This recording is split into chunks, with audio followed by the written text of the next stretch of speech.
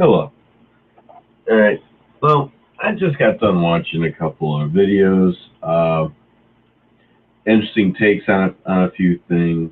And I do agree that the blowback to MGTOW, the backlash, has begun. Um, and it's going to get bad. They're going to probably try and tax. They're already talking about what, a straight white male tax? I mean, seriously, how specific can you get? I mean, you want to talk about discrimination. All right. I know that is not the point of this. The point of this is it has now become apparent to other people other than myself that 70% of men in the United States of TH34 are not married. Oh, I love it. But why is this having the mental effect that it is? See, I don't believe that this is the effect that previous generations of women would have had. Well, I don't know, maybe. Throughout history, they've been the special ones. They don't lie. They're virtuous. No matter what they do, they are absolved of any wrongdoing. Anyways, I digress. It turns out, and I will be posting a link to the article, that by giving your children false praise, and by giving you praise, oh, look, you got up in the morning, yay, let's celebrate. Or, oh, look, really came. But, oh, look, yeah, do you have to like me? Well, they go and start going, oh, look, you got something higher than a C in your math class. You're amazing. You're a genius. All that everybody gets a trophy bullshit actually does more to destroy self-esteem than anything else. And what is interesting about this is that it destroys it in a weird way. It destroys it in, well, self-esteem effectively means that you don't see yourself being less valuable than somebody else, not that you are more valuable than somebody else.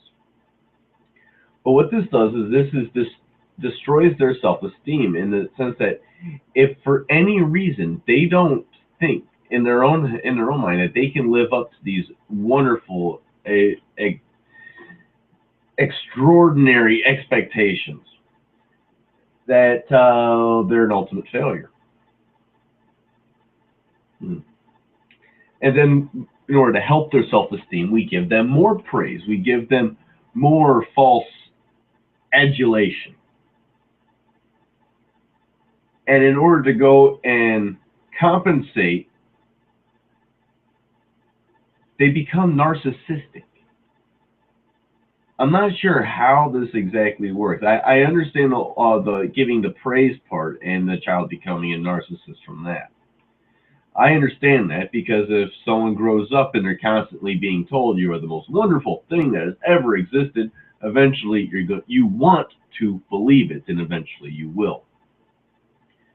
But what I don't understand is how it destroys their self-esteem. Maybe once they get into the real world and find out that they're not a special snowflake. I don't know, but I guess something to do with tearing down self-esteem helps to generate this narcissistic personality. We've seen this before in a number of other reports where all this concept, this helicopter parenting, which apparently now you have to do, otherwise your kids get taken away by CPS. Yeah, a couple of libtards out east are finally figuring out what all those laws that they were rooting for actually do. Yeah, these dipshits go and do the free-range parenting. In short, being a normal parent in the mid-1980s. Well, because they decided to go and act like a normal freaking parent, they now had to go and sign a work plan with Child Protective Services or have their children removed. Now, what is funny about this is these are liberal Marxist professors. Yes, these are college professors that push this type of government oversight and overreaction, and now finally they are dealing with it, and they don't understand how something like this could possibly happen. Yeah. No, this whole narcissist thing, it got me thinking a little bit. If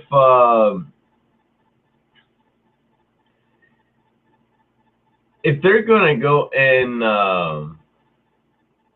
say this, that self-esteem basically means you're a person worth equal with other people. Yeah.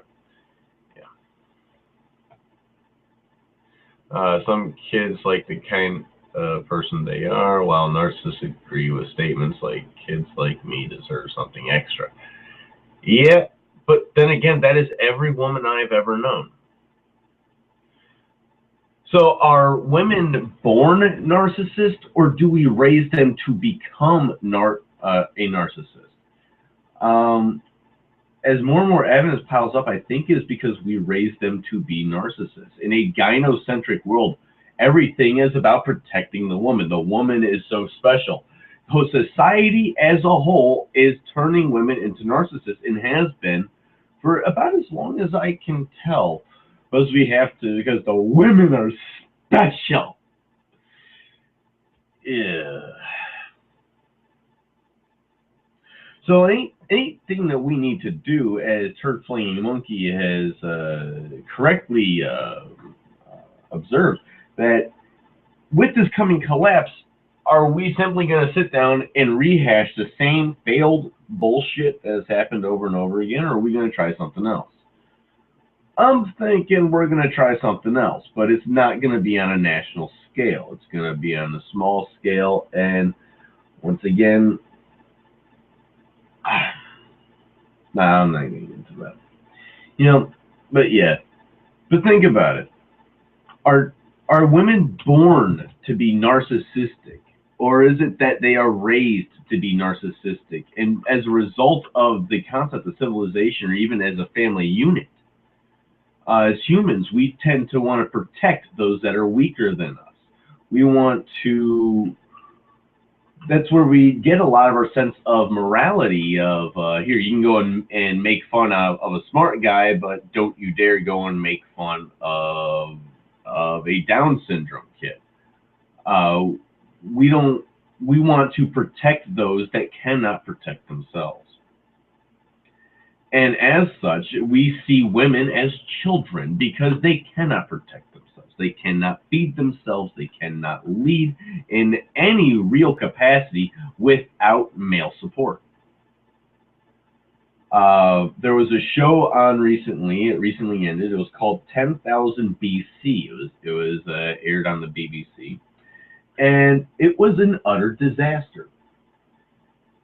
Of the few people that knew what was going on, no one wanted to listen to them. And as things got worse and worse and worse, people kept listening to the women more and more, and things just kept getting worse. Eventually, the experiment had to be halted for a little while because everyone was starving to death. Eventually, it becomes a death spiral, and if you watch it, you will notice something. The women sit around and munch all fucking day long, while the men are out exerting and using and burning thousands of calories of energy in trying to hunt or trap. And all these women are doing is munching, and they bring back tiny handfuls that the men now have to share with the women who have been munching on the shit all damn day. That is the perfect concept of what a woman-led group is capable of, and it is capable of nothing but death. And once again, we see in this group these women demanding that men do what they want, when they want, and how they want. It's the men's job to capitulate and do what's necessary to help the women. And all the women ever really do is just leech off the men. And one of the women learns this the hard way. When the men are no longer there to do the work, she now has to go and get firewood. Well, while she earlier was bitching about the man taking so damn long, and oh, he's just lazy, he's not doing anything, it took 3 women to do the work of 1 man. They never stopped bitching, and then they demanded special treatment because they did all this work for the good of the group.